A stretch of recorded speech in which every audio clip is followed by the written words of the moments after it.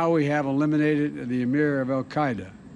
He will never again allow Afghanistan to become a terrorist safe haven because he is gone and we're going to make sure that nothing else happens. Ο Τζο Μπάιντεν ανακοινώνει με διαγγελμά του τον θάνατο του Αϊμάν Αλ Ζαουάନ୍ତ୍ରୀ, του διαδόχου του Μπιν Λάντεν στην ηγεσία της Αλ Κάιντα και εγκέφαλο μεταξύ άλλων των αιματηρών επιθέσεων της 11ης Σεπτεμβρίου. He made videos, including in recent weeks, calling for his followers to attack the United States and our allies. Now, justice has been delivered, and this terrorist leader is no more.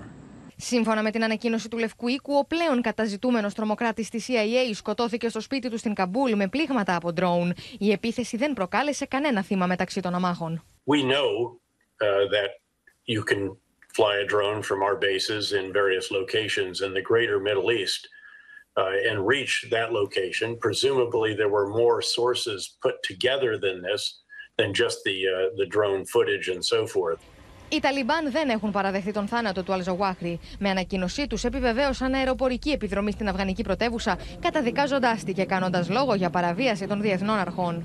It's really hard, John, for me to believe that Zawahiri was in Kabul without the knowledge of at least some of the Taliban leadership. Πρόκειται για την πρώτη γνωστή αμερικανική επιδρομή στην Καμπούλ μετά την ανακατάληψη της εξουσίας από τους Ταλιμπάν πριν από ένα χρόνο.